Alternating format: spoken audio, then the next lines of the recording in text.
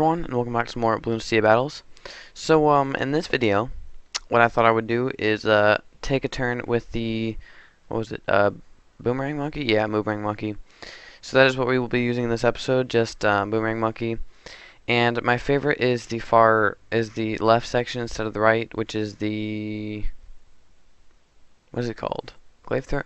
Well, yeah, Glaive Thrower. Yeah, I think that's what it's called. But, Glaive Thrower is definitely the one I'm going to be going with because I would much prefer that over the bionic arm.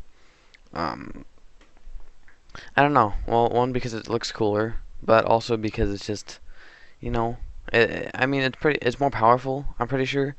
And especially when you go with the grain of the track, which basically means when the glaives go the opposite direction that the balloons are going, it does have more popping power. It has been proved that it does. I'm not sure if it's just been proved in Bloons 6 or if it's been proved in battles as well, but I'm pretty sure it's in battles, so that is what I'm going to go ahead and do. And we're going to hop in right into Bonanza.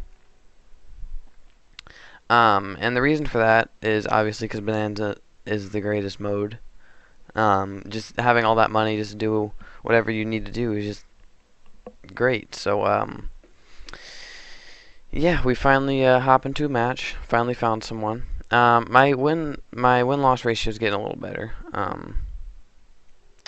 But after like this first game, which a mistake I made in this game was I was gonna go with the monkey village, as well as the boomerang monkey, which I didn't actually do in both of these games. I did in games afterward, which I will probably put in tomorrow's video. But I didn't want to make this video too long, so I only included 2 games in this video. I say video a lot. Oh, yeah, he switched the map. I was wondering why everything just reset. But this was a good map for Buccaneer. And then the third one, what I should have went with was... Actually, no.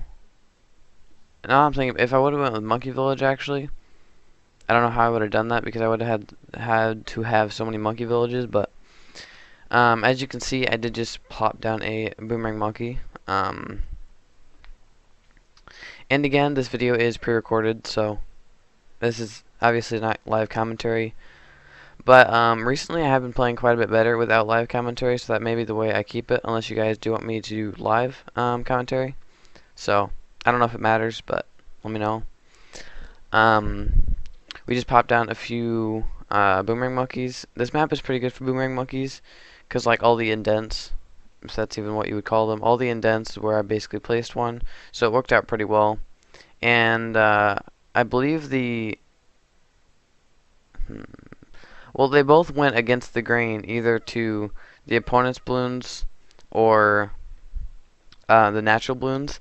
What I mean by that is when you get like the glaive thrower on both of them, they either, since the opponent's like balloons that he sends come from the bottom track, or the bottom, and I don't want to call it like the end of the track.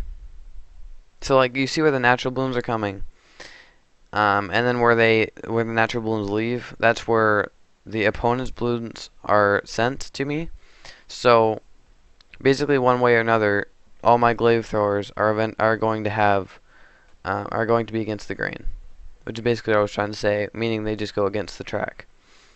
We did just pop down a Buccaneer in the middle, but we got rid of that because I don't know what I was kind of... Oh yeah, I went with a Destroyer, that's what it was. But I'm pretty sure later I do get rid of the Destroyer, I'm not really sure. But the main reason I got the Destroyer was basically just to see camos. But what I probably should have done is went with a... Because I wasn't thinking about this at the time, but... I mean, I was, but when it was kind of going through my head... when it was going through my head, I was thinking about, like, whether they can see leads and then whether they can see camos. And my boomerang monkeys, I was like, okay, these guys are able to pop leads. But I'm just realizing now that I didn't think about camo leads, so I'm just glad the opponent didn't see that. And my defense is what I was weak to. So we do finally have the Glaive Ricochet. Yeah, I actually got a name right for once. So we're just going to go ahead and focus on mainly Eco, and then go ahead and get those Glaive Throwers and see how it goes. In a game that I did play, which is not going to be in this episode, it'll be probably, I don't know, I don't think I'm going to put it in, I don't know, but I basically got in a game with someone that was way more equipped to go late game, and I was not equipped to go late game because I just wanted to have some fun. But he literally had wizards, super monkeys, and then farms. And yeah, I had glaive throwers. So glaive throwers, a monkey village. No, just both of those. I had other towers too, but they were no better for late game. So obviously glaive throwers. I do finally get my first glaive thrower, and I'm about to get my second one here very shortly. But as you can see, my top glaive thrower. It does go against the grain with the balloons that the opponent will send, and my bottom glaive thrower does basically the same thing, just goes against the grain of the balloons that the opponent would send, meaning they will do more damage against the opponent's balloons that they send. But these are zebras, and I'm just shredding through them. As you can see on his side, he's literally just going for subs, which the upgrade that he went for is its specialty is ceramics. So I don't really know why he didn't build any that could just pop balloons, like more equipped for popping balloons. Because as you can see by his defense right now, first of all he can't even see. Okay, now he can, um, but as you can see though, he doesn't have that great a popping power right now. He is taking out these white balloons, but he's kind of struggling still, cause those yeah, now one rainbow comes and it gets like halfway, so that's definitely not something you like. So those rockets, yeah. As you can see, those rockets aren't doing that much damage. I mean, especially since black balloons, cause I don't know. I was gonna say I don't think they pop black balloons, but they probably do. But on our side, we are stacking up on glaive throwers, so. Right now I'm feeling really good. He starts to send some black balloons. I easily destroy them because our glaive ricocheters, or our glaive throwers, are against the grain. At this point I'm feeling pretty confident, and we do replace our buccaneers because I'm thinking at this point we're not going to be able to take out Moabs. So we may as well build some of those so we can hook in the Moabs if he does decide to rush us. But that's actually a really, I didn't even think about that before. I was like, how do you defend the BFB rush at round 20? I was like, okay, you just use Buccaneers. But other than Buccaneers, I wouldn't really know how to defend that. I'm sure I could use, Super Monkeys or something. I don't know why I'm getting off track, though. He did just lose a bunch of lives. And we're just going to keep sending him some pinks. And then we are switching to zebras now. Because now that I see he's struggling, I'm just going to push and push and push and push and push. But at this point, he still didn't build anymore. He still just has the rockets. So I don't know what he was doing. So I was like, okay, these zebras aren't going to make it through because his ice tower is just slowing him down. But then I see that he's not popping any of them, and I just see him swarming his side. So they end up going through, and we end up taking the victory. So now we are going to hop into game 2. Another win on the boards, thankfully. But now we're going to go ahead and hop into game 2, as I said before. Now in this game, it's a bit of a longer game. Because as you can see, the video is like 25 minutes long, and it's only been taken 8 minutes for the first game. So as you can tell, the second game is quite long. We do basically go for the same strategy here, although for this one I do go a little different. I go still with the boomerang monkey. I believe I go ninja, and then what was it? I should pick here very shortly. Yeah, I misclicked. I was like, okay, why am I quitting? We do go with basically the same setup, just ninjas this time instead of just using the bucks and the boomerang monkeys. But we also got the spike factory, which I will be using later in this round. It was just, I don't know why. It was just kind of having some fun. But this game was probably I don't know. I would say one of the better games, but also not because I played bad. But at the same time I didn't. I don't know. You just wait and see. We are already able to get a glaive ricochet, which is great. I used to think the glaive ricochet was OP, but it's really not. I mean, it's good. Don't get me wrong, it's like really good for early game. Boomerang Monkey and Ninja could make a great combo, especially early on. Um, but it's not like once you start to get more difficult towers. Yes, I did just get a notification from Jerome, because I do enjoy him quite a bit. What was I even saying? I can't remember. Okay. But anyways, yeah, we just focus on eco a bunch, just moving up the chain with the balloons. Just as I said before, just building up our eco as much as we can, because there's nothing else we can do at this point besides doing that. We did finally already get a glaive ricochet at round 5, or a glaive thrower at round 5. And luckily, the glaive thrower is going against the grain once again, so it will have more popping power against these balloons. Yeah, that's basically it. But now, what we have to worry about is basically leads. Like camo leads, not actual leads, because we can easily take them, obviously, but like camo balloons, camo leads, just anything in that sort of area is something we really have to focus on. But I don't think I focus on that for a few more rounds. I just focus a lot on eco, try to get up to at least 1,000 eco, because that's probably like a good place to be sitting.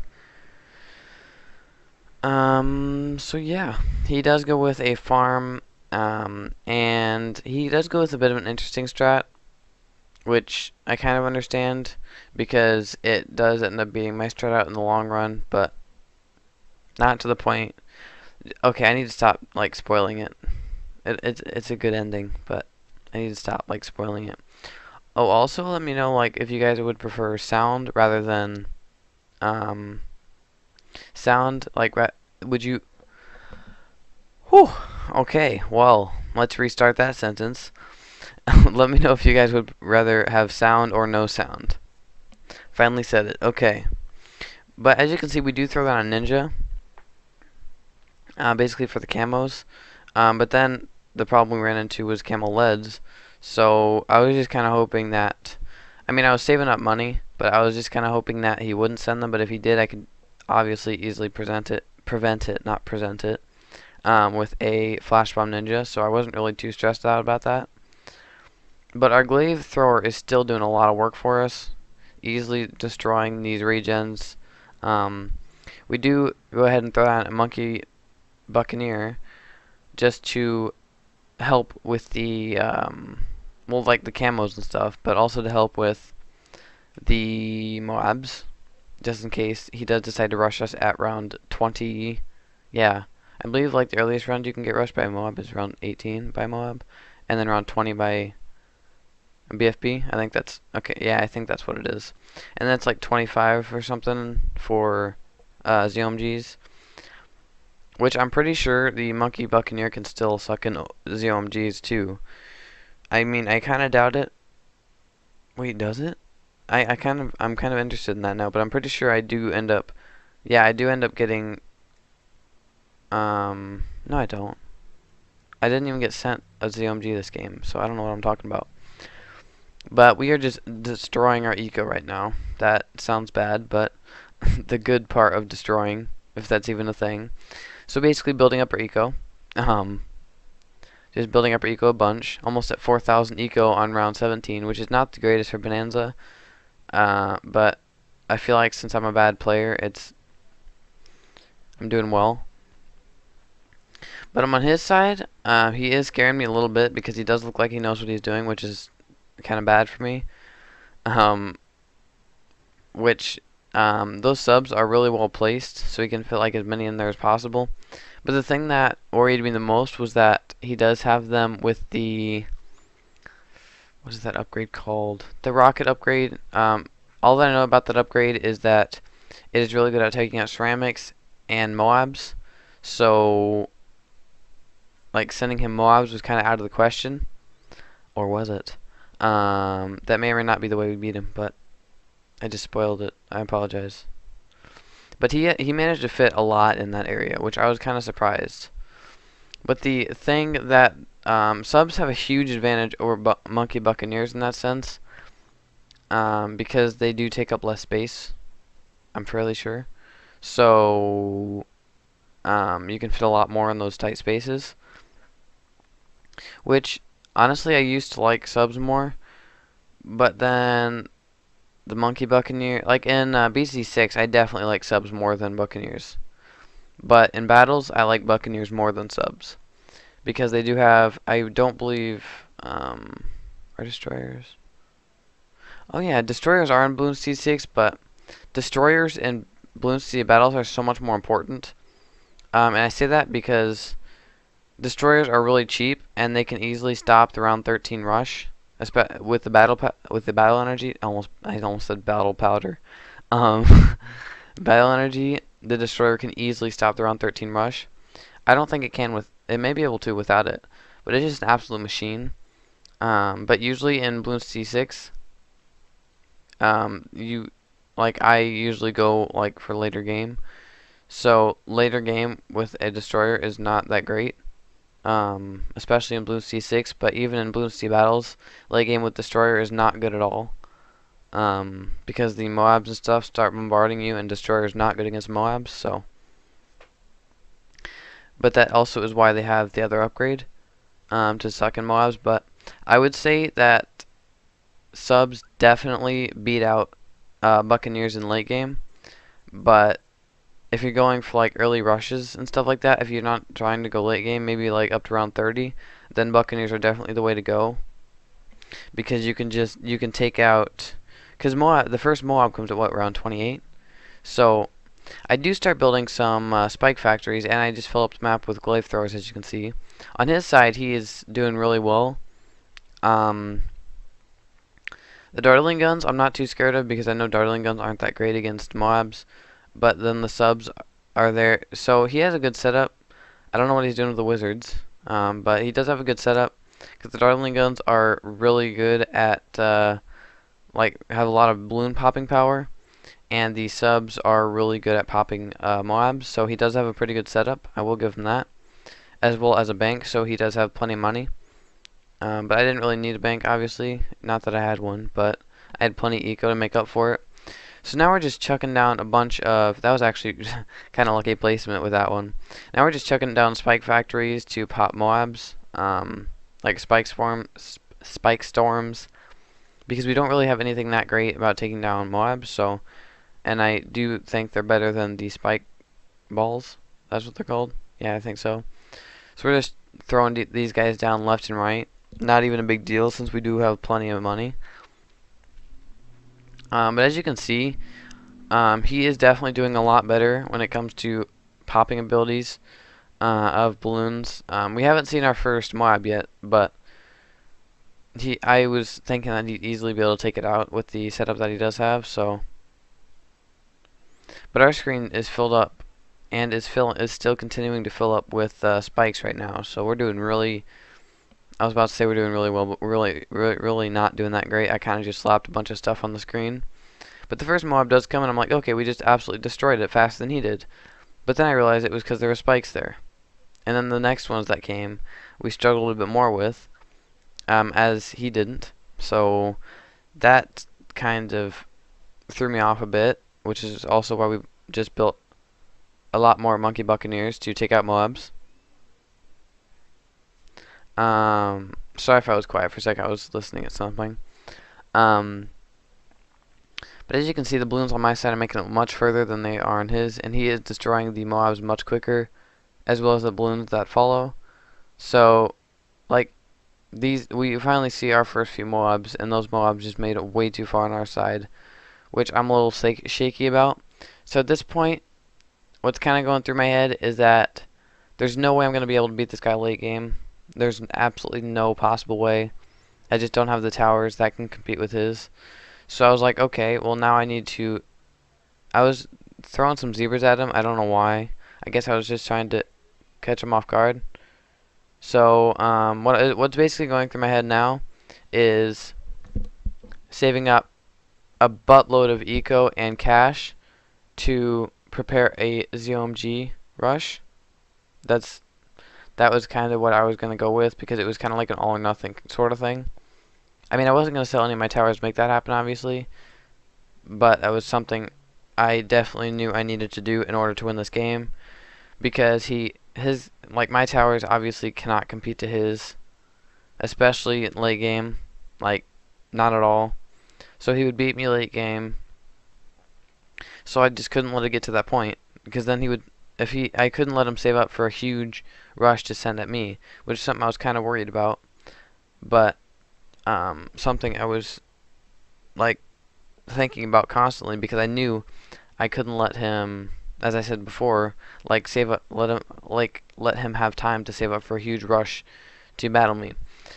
But I did just keep pumping out eco, because I knew that that bank would not build more eco than what I was producing. Because that bank would, I'm pretty sure, gives what, 180 eco round, or is it 90? It's 90 or 180. I think it's one of those two. But that around does not compare to how much I was making, which is why I was just pumping out eco, because I was making thousands of eco each round. So that's why I kept focusing on eco. At this point, it was really going through my head what I needed to do with that ZOMG rush. So I was trying to get up to 10,000, but once I got to 9,000, I stopped. And at this point, I got a little worried, so I was like, okay, we're just going to use our hooks. Did I use my hooks? I did stop eco, as you can tell, which is for that reason. And I did start using a few hooks, because I don't think without those hooks I would have survived that natural rush from, like, natural balloons. But now I do start to consider this ZOMG rush, and now I start to pump them out just one after another. It absolutely kills my eco, but I have plenty of money, so this is kind of an all-out thing for me right now. I'm literally just going to keep pumping out these ZOMGs in hopes that it'll stop him. The first one comes out, I'm like, okay, he's really not doing that much damage. Okay, now he's doing a little more damage to it. But to be fair to him, he's shredding these ZOMGs pretty quickly. Like, considering that he only has one type of tower that's good against mobs, which are the subs. So, but at this point, I'm like, okay, cool, we're just absolutely demolishing him. But then he uses all these abilities, he just absolutely takes them out. And then he fills up his entire screen, starts making my game lag with phoenixes. And then his whole screen clears like that. It's crazy. Those phoenixes just absolutely demolished them, which kind of scared me. But I knew what I needed to do. I just needed to send out more and more ZOMGs. Just keep sending them out. Because I knew that if I just keep rushing him constantly with them, there's no way he's going to be able to take them all out. I didn't know that at first, but I was thinking it would be worth a shot, because there would be no other way I would beat this guy. So this is something I need to do right now. I am stuck at 0 eco, so I was like, okay, let's focus on maybe eco a bit, which is why you can see that one pink balloon in the middle of those two ZMGs. But I also realized that I still have 70,000, so let's just pump out as many ZOMGs as we possibly can. Which is what I did, because I saw that they were starting to get past his defense. As you can see on his side, they are starting to get past his defense a bit. So I'm just keep pumping them out, because I know I start to notice that he can't handle him. And these balloons start to get through, a little shaky, and they do manage to go through. In 1 second, do they?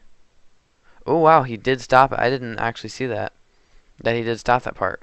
But I see he's badly struggling, so I just keep making sure there's a steady flow of ZOMGs. But props to him. Like, he almost lost there. He could have given up, but he didn't. He just absolutely demolished him again. But I know he's getting a little nervous, a little worried right now, because he doesn't see any stop in the ZOMGs. And as you can see, I just sent out a buttload more. So the flow is going to keep coming. But I cannot afford any more ZOMGs, so this is kind of all the rest I have. And this is the point where these ZOMGs were like, if this rush did not work, I lose the game. That's what was going through my head. But these balloons start to get through. He starts to get nervous. He can't handle them. And they do manage to finally go through. At this point, I was like, oh my gosh, just huge tone of relief. So as always, thank you guys so much for watching this video. I really hope you enjoyed. You guys are all awesome, and I will see you in the next one.